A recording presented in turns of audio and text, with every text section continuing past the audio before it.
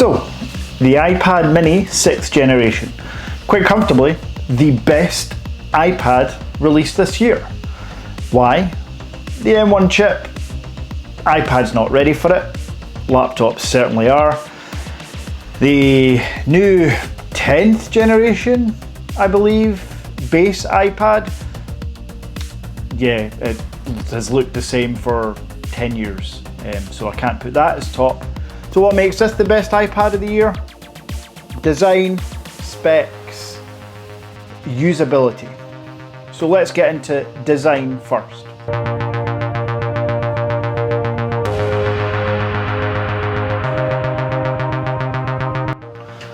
So first off, this is an 8.3 inch LCD 60Hz refresh display.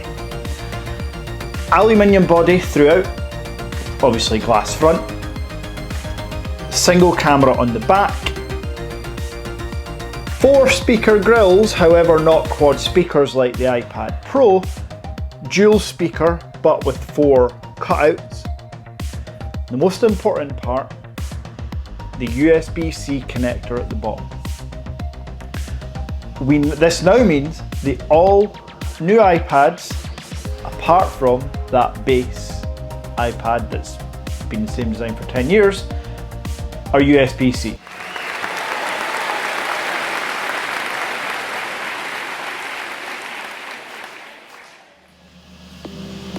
Another huge benefit of this design for a lot of people is going to be single-handed functionality. So you're no longer, holding it out here. You can hold it solidly and do whatever work you need to do. What's also really important about the design is where the power button is. So first of all, the power button is located near the top, as it normally would be, and it's got Touch ID. I'm a massive fan of Touch ID, particularly when Apple do Touch ID, because it works every time and they do it right. You'll also notice that on the top, and this is unusual, are the volume rocker, so the up and down volume rocker buttons are now at the top. So what that means is you have 3 completely clean, buttonless free sides. Why? Well, straight away, I kind of realised it's for the Apple 2nd generation pencil support. Because yes, this iPad now supports Apple Pencil. Again, unlike the base model iPad that doesn't support the 2nd generation pencil, only the 1st, this does have 2nd generation pencil support, which means the lag time between when you start to write or draw something is like 0.09 milliseconds. There's effectively no lag. So again, that's all part of the design for me. This looks pretty sleek with this cheap silicone wrap around the pencil as well, bought from Amazon. So, specifications.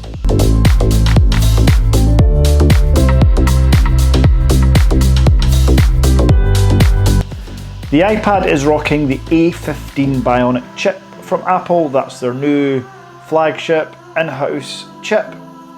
And like every Bionic chip Apple come out with, it's a trendsetter, it leads the way. It's, to be quite frank, way too, not too powerful, but way more powerful than what you're ever going to need from the iPad mini. I would argue that even the iPad Pro with the old A12X chip is still just as powerful for any task you would need. Hence why, another reason why I'm not a big fan of the M1 chipped iPad. The apps aren't ready for it. But the iPad mini, it's in there, why not use it? Also, big fan that they'll just recycle it, so they'll have use cases for it. So we've got the A15 Bionic chip in the new iPhone 13s and the iPad minis. So spec wise, awesome. If we really want to go down to detail about specifications, we have the 12 megapixel camera, which has been upgraded. So it's the same 12 megapixel sensor that you're going to get in the iPad Pro. However, there's no ultra wide or LiDAR. All you've got there is a 12 megapixel camera and the flash. And on the front, you have the same, within the bezel, you have the same 12 megapixel front facing camera which supports center stage. If you are using your iPad for video conferencing calls or just general FaceTime calls, then you do have a much better camera now, and the mics are improved as well.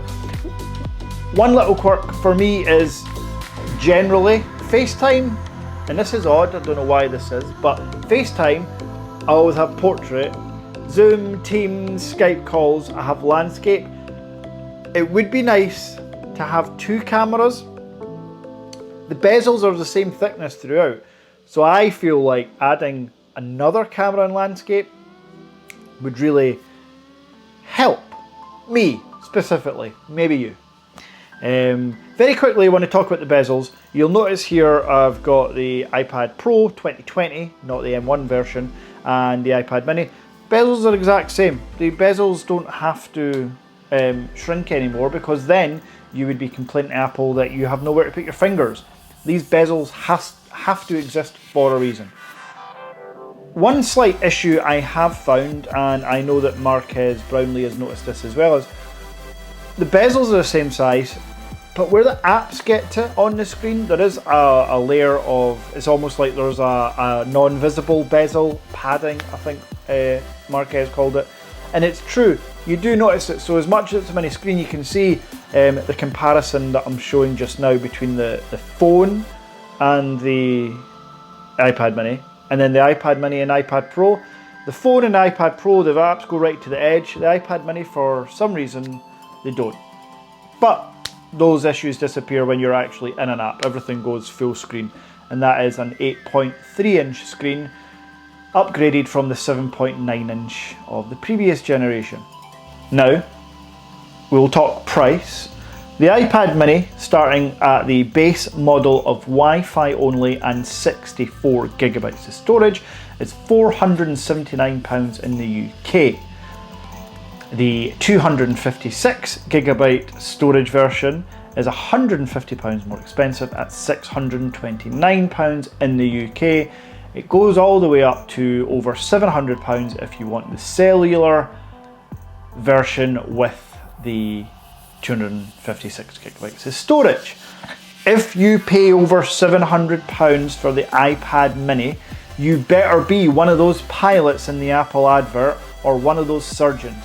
Otherwise, you are mental. You can get a 2020 iPad Pro 11 inch or even a 12.9 inch refurbished or used for around the same price. Please do not go full spec on the iPad Mini. Which brings me to my last kind of section of the video.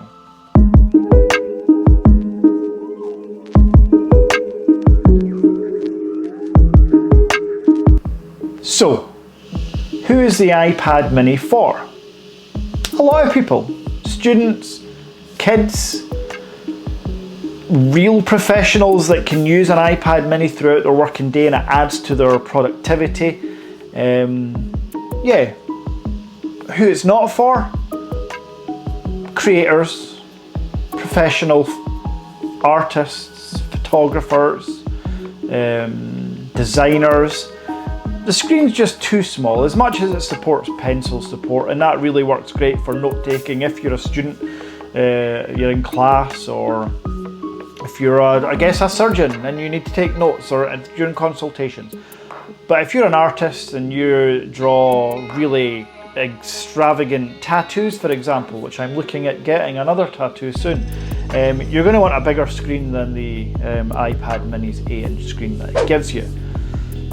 But for the specs and for the price and the base model, and I'm highlighting the base model because I have the iPad Pro 2020 with 256 gigabytes of storage. I still use less than 100 gig of that storage, and I've had it for a year and a half now.